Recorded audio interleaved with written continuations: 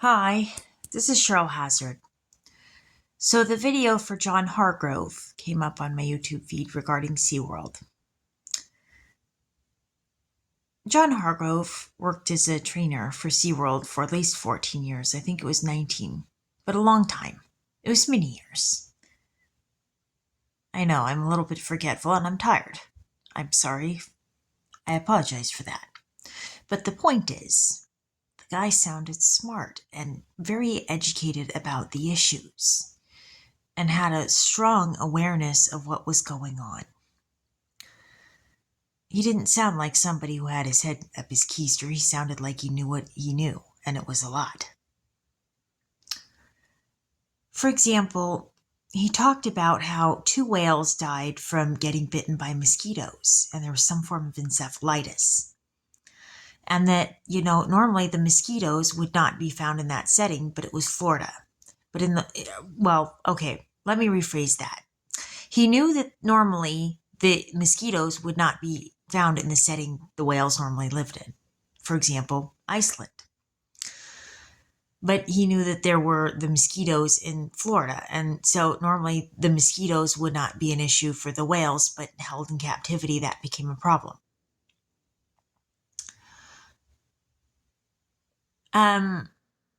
He talked about how one of the whales died from the sand there was something went wrong with the machine that was dealing with the water in the tank, and the sand blew out, and the whale was sucking on the sand.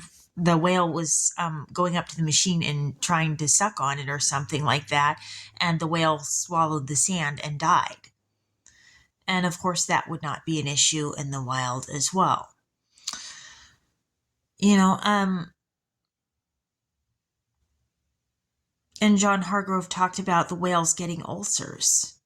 And so that poses a question about why are the whales getting these ulcers and what's the difference there? Is there something about the feeding routine? Is it the stress response? What is it? And so that would be an interesting thing, I think, to further look into as well.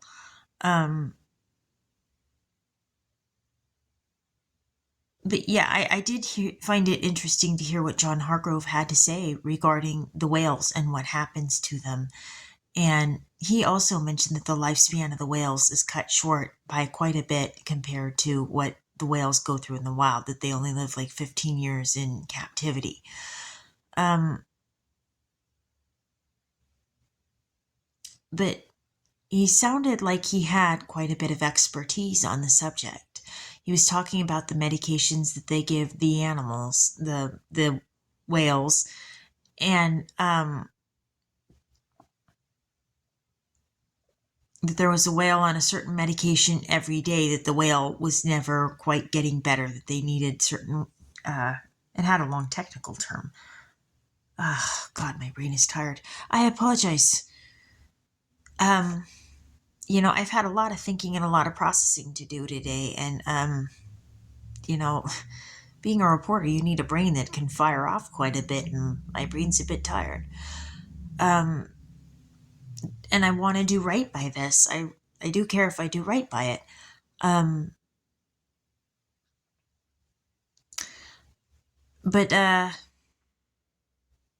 Okay, so John Hargrove also mentioned that several times he ended up in a whale's mouth with the whale trying to pull him down. And he didn't name the whale or whales, but he did say that it happened, that it's happened with him, that he's come out from having injuries and one of them gave him a back injury.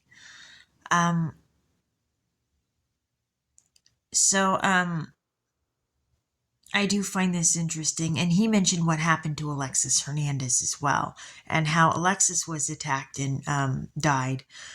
But he just seems like somebody who has a lot of insight into what impacts these whales, what affects them, what affects the trainers,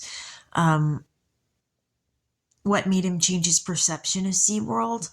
It sounded like he went in there with the idealism that some of the other trainers may have gone in with about helping the animals, and then found that this was pretty gnarly for the whales, and that he cared about them too, and